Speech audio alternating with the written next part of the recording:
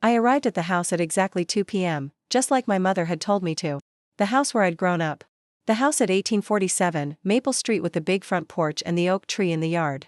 The house that held every childhood memory I had. The house my family thought they'd taken from me. I knocked on the front door, holding a pumpkin pie I'd baked that morning. Through the window, I could see my family inside, my parents, my older brother Connor, his wife Melissa, their 2 kids, my younger sister Brianna, and her boyfriend Tyler. 20 people total, all gathered for Thanksgiving dinner. The door opened a crack. Connor stood there, blocking the entrance. "What are you doing here, Kate?" "It's Thanksgiving," I said, confused. "Mom told me to come at 2. "Yeah, about that." He didn't move. "We had a family meeting. We decided you're not welcome anymore." I stared at him. "What?" "You heard me. You're not part of this family anymore. Not after what you did." "What I did?" "Connor, I don't understand." "You lost the house, Kate." His voice was loud enough for everyone inside to hear. "You were supposed to be the responsible one. The one with the big career and the smart investments. And you lost our family home." "I didn't lose. Mom and Dad had to buy it back from the bank. Do you know how humiliating that was for them? How much it cost? And you just disappeared. Didn't even apologize." Behind him, I could see my mother in the kitchen. She glanced over, met my eyes, and looked away. "Connor, let me in. We need to talk about this." "There's nothing to talk about. You're not welcome here. This is our house now. Not yours." "But Mom invited me." She felt guilty. "But we talked to her. Made her see reason. You don't get to come back and pretend everything's fine. You abandoned this family when things got hard. You don't get a seat at our table." I heard laughter from inside. My sister Brianna's voice, "Is she seriously still out there? Just tell her to leave." Connor started closing the door. "Goodbye, Kate. Don't come back." "Wait." The door shut in my face. I heard the deadbolt slide into place. I stood on the porch, pie in my hands, staring at the closed door. Through the window, I watched Connor return to the living room. Watched him say something that made everyone laugh. Watched my mother nod along, not looking toward the door.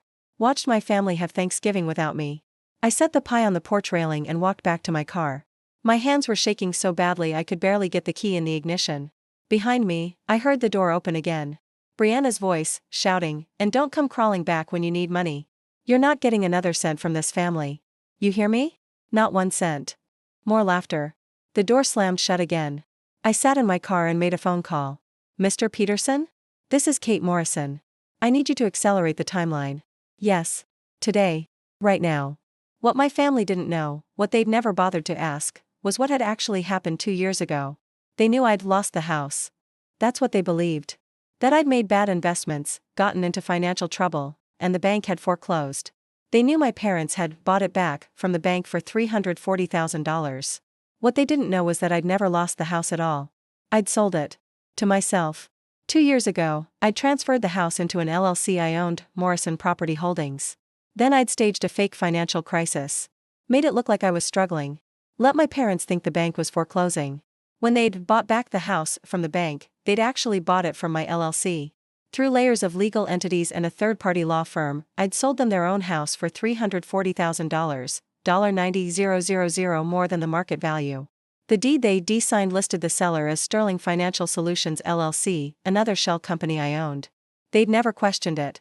Never investigated. Just assumed they were saving the family home. The truth? I still own the house. The deed they had was fraudulent, a fake document created by a law firm that didn't exist. The real deed, filed with the county, listed Morrison Property Holdings as the owner. And I was the sole owner of Morrison Property Holdings. Why did I do it? Because 2 years ago, at my father's retirement party, I'd overheard a conversation I wasn't supposed to hear.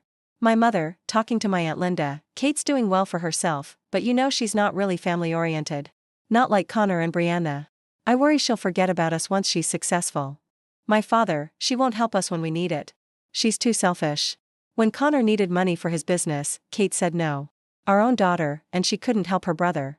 Connor had needed $80,000 for a business venture that everyone with financial sense could see was doomed. I'd said no because I loved him, not because I was selfish. The business had failed 6 months later. Connor blamed me anyway. If Kate had invested, he'd told everyone, I could have made it work. But she wanted to see me fail. And my family believed him. So I'd created a test. A way to see what they really thought of me when things appeared to go wrong. I'd staged the financial crisis. Let them think I'd lost everything. Watched how they treated me. They treated me like a failure. An embarrassment. Someone to blame and mock and eventually discard. I'd given them 2 years to show compassion. 2 years to ask if I needed help. 2 years to treat me like family. Instead, they'd locked me out on Thanksgiving and laughed about it. Test failed. Mr. Peterson arrived at exactly 3:47 p.m. I'd been sitting in my car 3 houses down, watching the house. My house. Richard Peterson was a county building inspector and code enforcement officer. He was also the person who'd been documenting the violations at 1847 Maple Street for the past 6 months. Violations my family had been committing without realizing they were being watched. The unpermitted deck expansion Connor had built last summer. The converted garage that Brianna was using as an art studio without proper permits. The overcrowding, 20 people in a house zoned for maximum 12-person gatherings. And the big one, occupancy by unauthorized residents. Because according to the deed on file with the county, only Morrison Property Holdings had authority to occupy that property. And I hadn't given permission for anyone else to be there. Mr. Peterson parked his county vehicle directly in front of the house. Official logo on the side. He carried a clipboard and a folder full of documents. I watched him walk up to the porch, past my abandoned pie, and knock on the door. Connor answered. I couldn't hear the conversation from where I was parked, but I watched their faces. Connor's confusion turning to irritation. Mr. Peterson showing his credentials. Connor trying to close the door. Mr. Peterson preventing it, his foot on the threshold. Then Mr. Peterson's voice, loud and official, carrying across the yard, I need to speak with the property owner immediately. These occupants are unauthorized. The conversation inside stopped. I could see people moving toward the door. My father appeared. Then my mother. A cluster of family members behind them, craning to see. Mr. Peterson consulted his clipboard. According to county records, this property at 1847 Maple Street is owned by Morrison Property Holdings LLC. The registered agent is Catherine Morrison. Are any of you Catherine Morrison? That's our daughter, my father said. But she doesn't own this house. We bought it 2 years ago. We have the deed. May I see the deed, sir? Dad disappeared inside. Returned with the fraudulent deed I'd had created. Mr. Peterson examined it carefully. Sir, this document is not filed with the county. According to official records, the owner of record is Morrison Property Holdings LLC. This deed you're showing me is not legally valid. That's impossible, my mother said, her voice rising. We paid $340,000 for this house. We have the closing documents. Who did you pay? Sterling Financial Solutions. They were handling the foreclosure sale. Mr. Peterson checked his notes. There is no company called Sterling Financial Solutions registered in this state. I believe you may have been the victim of fraud. Fraud? My father's face went red. What are you talking about? Someone sold you a house they didn't own. The sale was never legally recorded. You have a fake deed and no legal claim to this property. The color drained from my mother's face. But Kate said, she told us the house was being foreclosed, we had to buy it back. Did Catherine Morrison tell you that? Or did you assume? Silence. Where is Catherine Morrison now? Mr. Peterson asked. We told her not to come to Thanksgiving, my mother whispered. Her voice actually cracked. We thought she lost the house, we blamed her. Ma'am, Ms. Morrison didn't lose the house. She owns it. And according to the code violations I've documented, you're occupying this property without authorization. You've also made unpermitted modifications and are currently in violation of occupancy limits. Connor stepped forward. This is insane. Kate wouldn't do this. She couldn't. She's not that smart. Not that smart. Even now, they underestimated me. I need you to contact Ms. Morrison immediately, Mr. Peterson said. Otherwise, I'm authorized to issue immediate eviction notices and fine each occupant $1,500 for unauthorized occupancy. Eviction? Brianna pushed to the front. You can't evict us. This is our house. Our family home. Miss, this house belongs to Morrison Property Holdings. Unless Ms. Morrison authorizes your occupancy, you're all trespassing. I watched my father pull out his phone with shaking hands. Watched him try to call me. Watched him look at the screen in disbelief when it went straight to voicemail. Because I'd blocked all their numbers 6 months ago, right after Connor had called me to gloat about the family house they were renovating without my failure hovering over them. Mr. Peterson waited patiently while they tried to reach me. 3 minutes passed. 5. 10. Finally, my mother started crying. Real, gasping sobs. We can't lose this house. This is our home. Where will we go? That's between you and Ms. Morrison, ma'am. But right now, I need everyone to exit the property. You have 1 hour to remove any essential belongings. Everything else stays until the ownership situation is resolved. You're kicking us out on Thanksgiving? Brianna shrieked. Where are we supposed to go? Not my concern, miss. This is a legal matter. You're occupying property without authorization. Connor tried a different approach. Look, there's obviously been some kind of mistake. Kate's our sister. She wouldn't do this. Let us have Thanksgiving dinner, and we'll sort this out tomorrow. I can't allow that, sir. The property owner has filed a formal complaint. You need to vacate. Kate filed a complaint? My mother looked like she might collapse. When? Approximately 45 minutes ago. The exact time they'd locked me out. The exact time they'd laughed about getting rid of the family failure. I got out of my car and walked toward the house. Every head turned to watch me approach. Kate. My mother rushed down the porch steps. Kate, honey, there's been a terrible misunderstanding. This man says you own the house. That our deed is fake. Tell him that's not true. Tell him we bought the house. Tell him, it's true, I said calmly. I own the house. Your deed is fake. Sterling Financial Solutions doesn't exist. I created it 2 years ago. The silence was absolute. You scammed us? My father's voice was barely a whisper. I sold you a house through a shell company. You never verified the deed. Never checked with the county. Never questioned anything. You just assumed. But why? Mom's hands were shaking. Why would you do this to us? Because 2 years ago, I overheard you say I wasn't really family-oriented. That I was too selfish to help when it mattered. So I decided to test that theory. I made it look like I'd failed. Like I'd lost everything. And I watched how you treated me. We helped you. Connor shouted. We bought the house. We saved it. You bought it for yourself. You told everyone I was an embarrassment. A failure. You blamed me for your failed business, Connor. You told people at Christmas that I'd sabotaged you. And today? Today you locked me out and laughed about it. Brianna found her voice. Because you abandoned us? You disappeared for 2 years. I didn't disappear. I moved to Portland. 2 hours away. I called you every week for the first 6 months. None of you ever called back. I invited you to my new apartment. None of you came. I asked if you wanted to have coffee, lunch, anything. You were all too busy. Because we were dealing with the house situation. Dad said. Because of what you did. What I did was create a scenario to see if you'd treat me with compassion or contempt. You chose contempt. You chose to blame me. To mock me. To cut me out of the family. You failed the test. Mr. Peterson cleared his throat. Miss Morrison, how would you like to proceed? I looked at each of them. My parents, who'd always favored Connor and Brianna. Connor, who'd blamed me for his failures. Brianna, who'd called me selfish for not funding her art career. Melissa, who'd never liked me anyway. The extended family members who'd gossiped about my failure for 2 years. I want them out, I said. Full eviction. They have 48 hours to remove all belongings. After that, anything remaining becomes property of the LLC. Kate, please. My mother grabbed my arm. Don't do this. We're your family. Family doesn't lock each other out on Thanksgiving. We made a mistake. We were angry. We thought you'd let us down. I didn't let you down. I tested you. And you failed spectacularly. Connor stepped forward. So this whole thing was a game to you? Our stress, our worry, our fear of losing the house, all of it was just some sick test? No. It was an investigation. I wanted to know if you loved me or just loved what I could provide. Turns out it was the latter. That's not fair, Brianna said. You lied to us for 2 years. I created a scenario. You filled in the blanks with your own assumptions. You assumed I'd failed. Assumed I was broke. Assumed I'd abandoned you.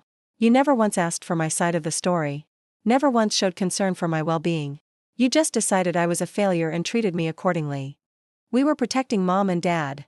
Connor shouted. They spent their retirement savings buying this house back. Because of you. Because they chose to, I corrected. I never asked them to buy anything. They made that decision on their own. What were they supposed to do? Let the family home be sold? The family home that's apparently more important than their actual daughter? My mother was crying harder now. Kate, please. We can fix this. We can make this right. Just give us another chance. You had 2 years of chances. 2 years to reach out. To ask how I was doing. To show you cared about more than the house. You never did.